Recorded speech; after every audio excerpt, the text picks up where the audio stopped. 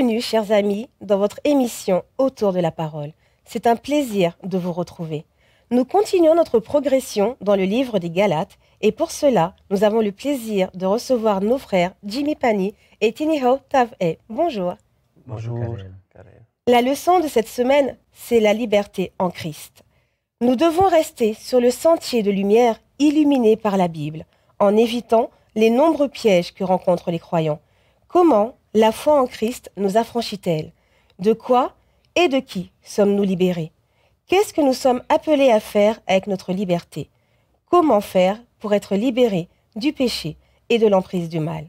Démarrons notre leçon par la prière de notre frère Jimmy.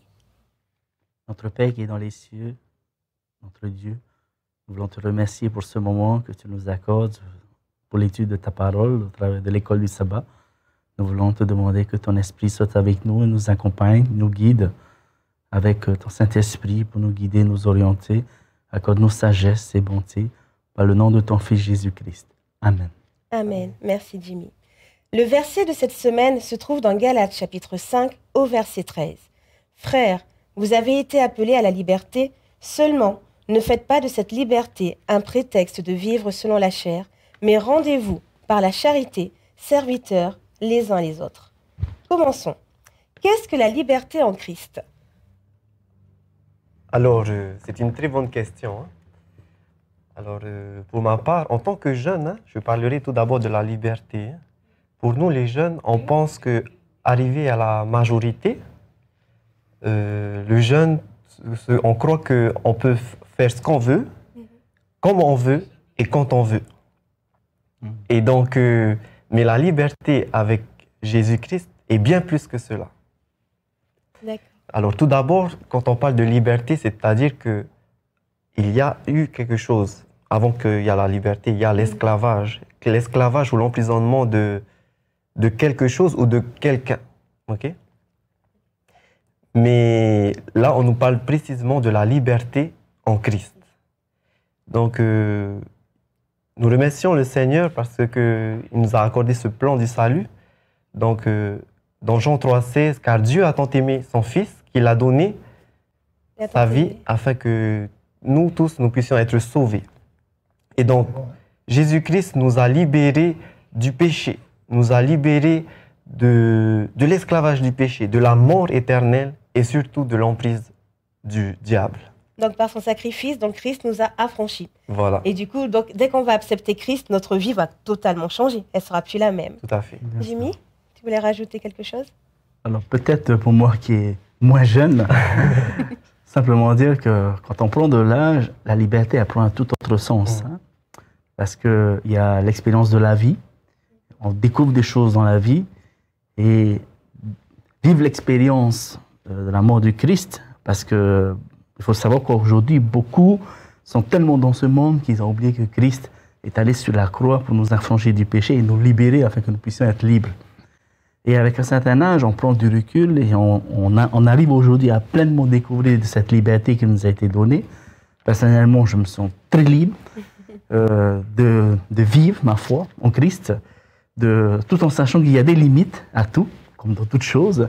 Mais Christ nous permet justement de nous épanouir dans notre vie au travers de sa parole, au travers de l'étude de sa parole, au travers du sacrifice qu'il nous a donné, pas simplement pour nous, mais aussi pour notre prochain.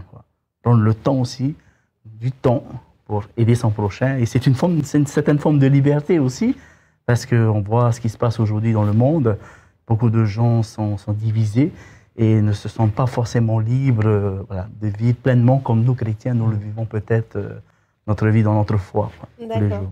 Donc grâce à Jésus, nous sommes donc libérés du péché, de la condamnation, de la mort éternelle, de tout ce qui est corruption du monde.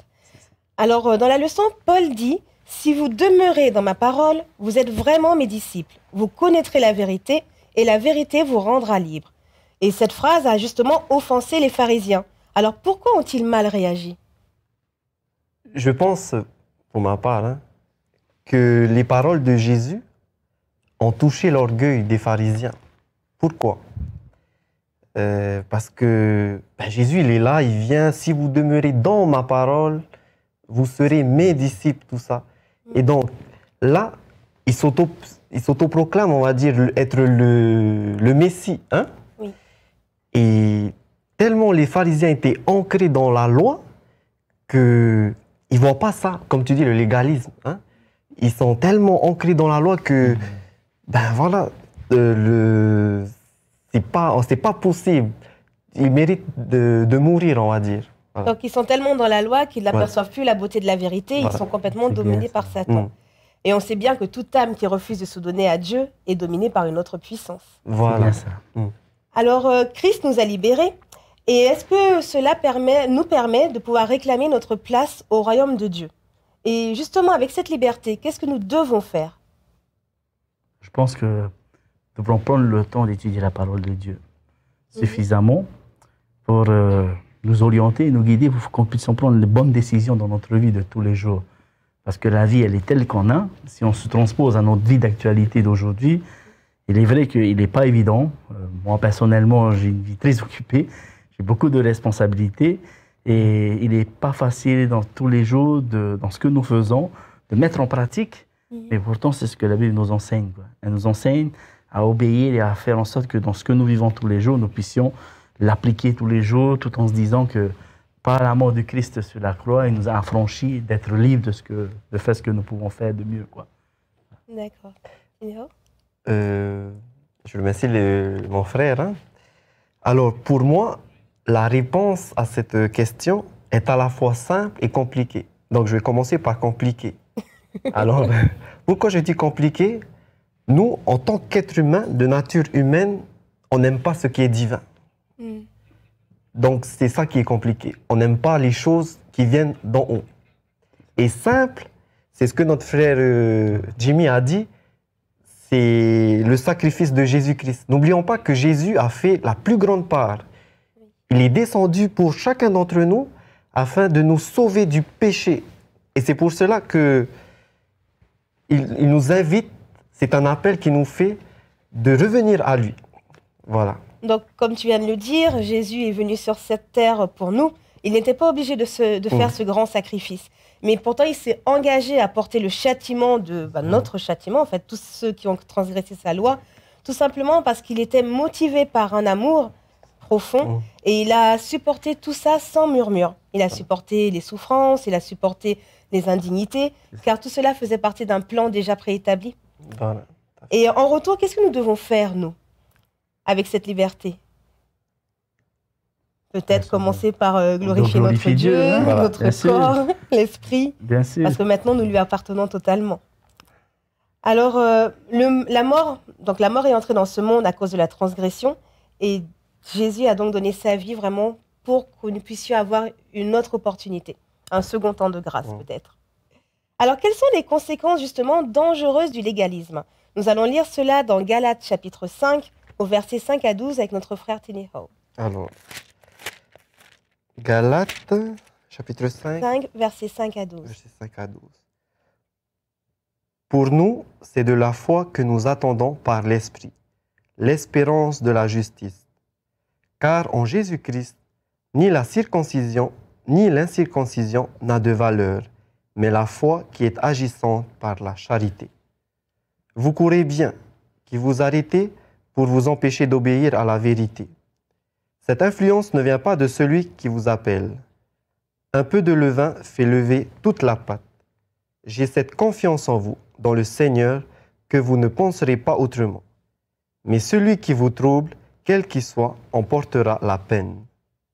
Pour moi, frère, si je prêche encore la circoncision, pourquoi suis-je encore persécuté? Le scandale de la croix a donc disparu. Puisse-t-il être retranché, ceux qui mettent le trouble parmi vous. Merci. Donc on voit à travers ce verset que le légalisme, c'est vraiment comme un obstacle qui va empêcher d'apporter au monde la lumière divine sous forme d'avertissement, de réprimande, de conseils. Mais dans ce verset, pourquoi Paul va s'arrêter sur la circoncision, un acte apparemment insignifiant? Il faut revenir, je pense, à l'Ancien Testament, aux traditions juives, et de la manière comment ensuite Paul va essayer d'expliquer que ces traditions habituelles que le peuple juif avait de croire à cette époque que seuls ceux qui sont circoncis pouvaient hériter la vie éternelle. Et ça, effectivement, vient de l'époque d'Abraham, effectivement, dans cette alliance qu'il y a eu avec le Père.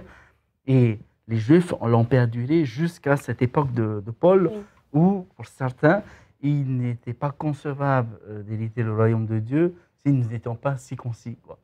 Alors, Paul faisait comprendre que la circoncision n'était pas le seul critère qui permettait à un athée, effectivement, d'être sauvé, quoi. Donc, je pense que c'est une des réponses éléments essentiels à cette question. D'accord.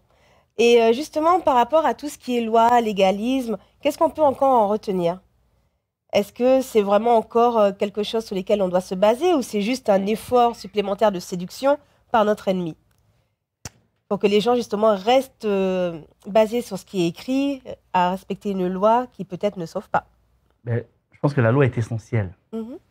Dans toute vie, dans toute société, particulièrement en tout cas dans ce que Dieu nous a prescrit, depuis les 10 commandements, depuis les Lévitiques jusqu'à aujourd'hui. Ceci dit, dans le Nouveau Testament aussi, Jésus nous fait rappeler déjà qu'il y a 2 lois principaux les plus essentielles. Et à mon avis, c'est des lois universelles que nous devons observer. Je pense qu'elle est encore d'actualité aujourd'hui, parce que quand il n'y a pas de loi, c'est l'anarchie. Et je pense que c'est aussi le cas à cette époque dans notre foi spirituelle. Heureusement qu'il y a des lois aussi pour nous permettre de nous orienter, pour nous protéger de nos libertés. Parce que, comme je disais tout à l'heure, les libertés ont des limites, et ce sont les lois qui définissent ces limites. Et donc, il ne faut pas aussi en abuser, parce que certains, dans l'inverse, abusent des lois, en fait presque un bon jeu, et à utiliser ces lois-là qui ne vont pas dans le sens, justement, de ce que Dieu nous demande de faire chaque jour. D'accord. Il faut savoir que le Seigneur continue à bénir son peuple et le prévient contre la séduction. C'est ça. Et justement, il ne faut pas qu'il y ait non plus un fanatisme. Et de l'autre côté, il ne faut pas qu'il y ait non plus un froid formalisme. Voilà. Exactement. Donc, il faut qu'on soit dans le juste milieu. Le juste milieu, c'est bien ça. Alors, comment faire pour choisir la liberté et non la chair? Nous allons lire cela avec Jimmy dans Galates chapitre 5 au verset 13. Frères et sœurs, c'est à la liberté que vous avez été appelés. Seulement, ne faites pas de cette liberté un prétexte pour suivre les désirs de votre propre nature propre. Au contraire, soyez par amour serviteurs les uns des autres. Alors justement, ce verset nous apprend que Christ a prouvé qu'il était capable d'offrir les services les plus bas. Il a lavé les pieds de ses disciples. Et est-ce que cela veut dire que nous devons nous aussi nous rendre serviteurs à l'image de notre Christ? Je pense que oui. Ouais. Je pense que ce n'est pas simplement l'image, c'est la vie du Christ que nous devons porter en nous, parce que c'est un modèle, c'est un exemple, et parce que aussi il nous a affranchis, comme on le disait tout à l'heure, pour nous donner une certaine forme de liberté, qui ne doit pas nous servir de prétexte pour nous permettre de faire tout ce qu'on a envie. Oui. Quand on parle de la chair, de vivre selon la chair, et bien au contraire, de faire comme Christ. Christ, on ne demande pas forcément d'aller sur une croix, mais comme Christ l'a fait. Mais en tout cas, on nous demande au moins de tendre la main à notre prochain, d'aller vers ceux qui sont les plus démunis, comme Christ l'a fait, d'aller vers ceux qui ne connaissent peut-être pas la parole, de les aider, de les orienter. Voilà, particulièrement cette jeunesse aujourd'hui. Et donc, voilà, je pense que c'est ce qu'on nous demande au travers de ce verset, quoi, que l'apôtre Paul nous fait rappeler. D'accord, donc le Christ a mené une vie complètement désintéressée et il faudrait que cette vie soit un modèle, que nous puissions servir les autres et avoir une relation d'amour.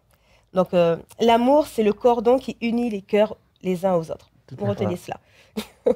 Donc quand le Christ prend totalement possession de notre cœur, nous n'avons plus on est plus centré sur nous-mêmes, c'est plus le moi, le je, et donc du coup c'est mourir à soi. Alors il faut savoir que dans cette vie chrétienne, il faut faire un choix. Il n'y a pas de territoire suisse, il n'y a pas de territoire neutre spirituellement. C'est soit on est à droite, soit on est à gauche. Et en fait, on est obligé de faire ce choix parce qu'on est dans un grand conflit, on le rappelle. Et choisir de ne pas choisir est déjà un choix et un mauvais choix. Alors justement, je vais vous lire Galates chapitre 5 au verset 1. C'est pour la liberté que le Christ nous a libérés. Tenez donc ferme et ne vous remettez pas sous le joug de l'esclavage. À travers ce verset, qu'est-ce qui se passe? Qu'est-ce que Paul encourage les Galates à faire? Ne pas abandonner leur liberté en Christ, surtout. D'abord, de continuer, de la faire rappeler. Tu vois? Et donc, je pense que c'est le message principal vers ce quoi Paul voulait faire rappeler cette époque où il y avait peut-être certains frères de l'Église qui s'orientaient autrement que par le Christ, quoi. Donc c'est un message de rappel, en tout cas. En lisant ce verset, je me rends compte que les paroles de Paul, justement, sont tellement puissantes qu'on a l'impression qu'elles jaillissent de la page, un peu comme un panneau d'affichage gigantesque. Et vraiment, il essaye de rappeler à ce peuple que la liberté en Christ, c'est vraiment, enfin, c'est ce qu'il essaye de rappeler sans cesse, et il ne faut pas la trahir. Donc vraiment, notre liberté va reposer sur notre relation que nous avons avec Jésus. Alors, ceux qui professent le nom de l'Éternel peuvent-ils hésiter à renoncer eux-mêmes, à prendre leur croix et à le suivre? Est-ce qu'on peut encore avoir un doute lorsqu'on crie qu'on est chrétien? Est-ce qu'on peut encore avoir du mal à renoncer à soi-même, à se charger de sa croix? Je pense que c'était la vie du Christ est une leçon de vie, hein, pour nous tous les jours, de se lever le matin et de se dire que dans toute cette journée, on va essayer, en tout cas, tel est notre devoir, d'être un peu comme le Christ dans tout ce que nous entreprenons. C'est pas facile parce que c'est ce que l'école du sabbat nous fait rappeler, à ne pas hésiter à nous renoncer à nous-mêmes pour justement que dans tout ce que nous entreprenons, dans le travail, à la maison, quand on va en ville, que quelque part au travers de notre comportement, on puisse refléter le Christ, quoi. Et c'est un peu ce que nous fait rappeler notre mission de tous les jours. Même si c'est pas facile, c'est la réalité nous rattrape. Nous avons aussi nos défauts, nous sommes des humains. Et par rapport à nos défauts de caractère, nous demande de porter le Christ en nous, parce qu'il faut savoir que le Christ, comme tu disais tout à l'heure, il a renié beaucoup de choses. Il s'est humilié, quoi. Il a accepté beaucoup de choses. Moi, personnellement, j'aurais peut-être eu beaucoup de mal à accepter. Et donc, ça me fait rappeler ce verset, « Humiliez-vous et vous serez élevé, vous serez élevé ». C'est ce que Christ a fait, quoi. Et je pense que c'est ce qu'on veut essayer de nous faire rappeler tous les jours. Et justement, Tinéo, en tant que jeune, comment tu vis ça, le renoncement à soi, porter ta croix? Parce qu'en plus, tu es un modèle au sein de ton église en tant que directeur de la société de jeunesse. En tant que responsable, oui, voilà. En tant que responsable, il faut tendre vers Jésus, quoi, hein, vers ce modèle. Parce que les jeunes regardent premièrement le responsable. Si le responsable ne reflète pas ce que tu dis en rapport à Dieu, pourquoi venir et faire ce que je ne fais pas? Tu vois? Oui, je vois. Alors, tu voulais rajouter? Non, vas-y. Alors, que penser de ceux qui vont déclarer « Crois seulement et tu seras sauvé, c'est l'unique chose à faire ». Est-ce que c'est tout? Est-ce qu'il suffit juste d'avoir la foi et on sera sauvé? Non, je ne crois pas. Je pense qu'il ne suffit pas simplement de dire. Tout cela doit se mener aussi par des actions, par des actes. Et ta foi, elle doit se voir. Souvent, on le dit. Moi, il m'est arrivé souvent que les gens me disent « Ah, toi, tu es adventiste. Ah, pourquoi? Ah, parce que tu viens de dire que tu ne fumes pas, tu ne bois pas. » On reflète une image par rapport à une tradition. Ici, en Polynésie, on a l'habitude de dire que ceux qui ne boivent pas sont forcément adventistes. Donc, il y a des chances qu'ils soient adventistes. C'est un peu pareil pour notre foi. Il ne suffit pas simplement de dire je suis adventiste, je serai sauvé. Oui. Parce que je suis persuadé aussi que demain, il y aura aussi des non-adventistes qui seront aussi sauvés, parce qu'au travers des actes qu'ils auront fait dans la vie, ils auront, comme Christ, ils se seront humiliés et ils seront essayés de pratiquer une vie pieuse dans la vie, même s'ils ne sont pas parfaits, pour utiliser Christ comme un modèle, quoi. Et je pense que c'est ce qui nous est demandé aussi. Et pas simplement dire, ça y est, je suis baptisé, je suis adventiste, ça y est, je suis sauvé, quoi. Je pense que ça ne suffit pas. Donc la foi va se manifester par les œuvres. Voilà. Exactement. Donc cela me fait penser au verset dans 1 Jean 2, verset 4. Celui qui dit « Je l'ai connu et qui ne garde pas ses commandements est un menteur, et la vérité n'est point en lui. » Donc il est peu sûr de se confier dans les sentiments ou les impressions, car ce ne sont pas des guides fiables. Il faut vraiment qu'on regarde à la loi unique de Dieu, il faut vraiment qu'on regarde au caractère de Christ, et c'est comme ça qu'on va réussir à se transformer et à se changer. Alors, que devons-nous faire justement pour hériter la vie éternelle? C'est une très bonne question, parce que cette question que tu dis est dans la Bible. Donc, il y avait dans la Bible, un maître de la loi, il vient pour éprouver Jésus et dit, « Maître, que dois-je faire pour hériter de cette vie éternelle ?» Donc, c'était pour éprouver Jésus, hein, à ce moment-là, pour voir s'il allait répondre à cette question, tout cela. Et donc, qu'est-ce que Jésus dit? C'est dans Luc au chapitre 10, le verset 25, à partir du verset 25 jusqu'au verset 28. Hein? Donc, Jésus va dire, qu'est-il écrit dans la loi? Qui lis-tu? Et quand celui qui posa la question répondit, tu aimeras le Seigneur, ton Dieu, de tout ton cœur, de toute ton âme, de toute ta force et de toute ta pensée, et ton prochain comme toi-même. Qu'est-ce que Jésus répondit? Tu as bien répondu. Fais cela et quoi? Et tu vivras. Bon, ben, on a notre réponse alors. Voilà. La vraie sanctification donc, sera vraiment mise en évidence par un respect consensueux de tous les commandements de Dieu et vraiment par un développement soigneux de chaque talent, par une conversation retenue, par chaque action que l'on va faire. C'est vraiment vivre comme Christ voilà, en fait. Tout à fait. Et on sait que sans la loi, non, sans l'amour plutôt, la loi est vide et froide. Et sans la loi, l'amour n'a pas de direction. Alors justement, comment faire pour s'épanouir, avoir une obéissance totale à Christ, tout en faisant un service passionné et compatissant à Dieu? Comment faire pour avoir une vie chrétienne complètement épanouie, sans restriction peut-être, ou sans peut-être subir la loi, mais comment vivre sereinement, juste en regardant à Christ? Comment être heureux en tant que chrétien? Ben moi, j'ai tendance à dire que d'abord, il faut beaucoup prier. Surtout dans la société dans laquelle nous vivons aujourd'hui. Beaucoup prier pour justement nous faire rappeler qui nous sommes, d'abord, notre devoir, déjà. On ne peut pas tout faire et nous ne sommes pas non plus autorisés à tout faire parce que quand on sait qu'il y a des commandements, c'est parce qu'on nous explique aussi qu'en tant qu'enfants de Dieu, nous ne pouvons pas tout faire et nous n'avons pas le droit de tout faire.